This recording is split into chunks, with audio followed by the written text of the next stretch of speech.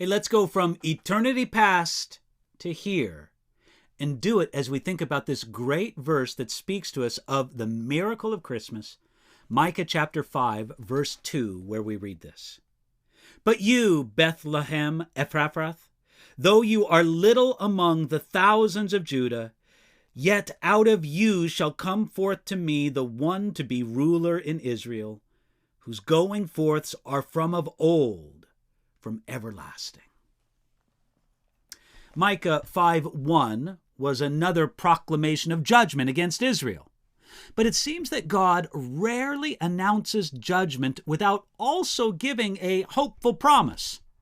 Through the prophet Micah, God promises the ultimate hope, the coming of the Messiah. But you, Bethlehem, out of you shall come forth to me the one to be ruler in Israel. The Messiah was going to Bethlehem, but he was coming from eternity.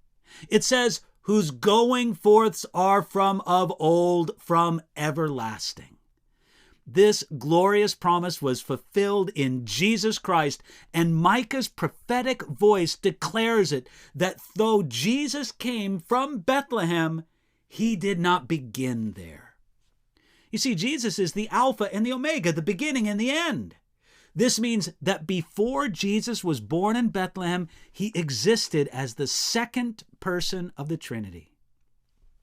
Knowing that the going forth of Jesus are from eternity past shows us some important things. First, it shows us the glory of Jesus and that he is far more than just a man. Jesus said that he was the eternal God in human form. And if he was wrong about that, then he was wrong about everything. Jesus said that he was God, and if he wasn't, then either he was a lunatic or maybe a liar.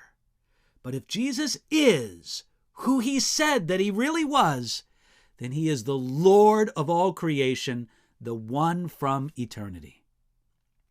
This also shows us the love of Jesus, that he would leave the glory of heaven for us. You know, it's hard to move from a great place to a lesser place, and no place is greater than heaven. Yet out of love for us, Jesus left what Psalm 45 calls the ivory palaces of heaven. It also shows us the nature of Jesus, that he would add humanity to his deity.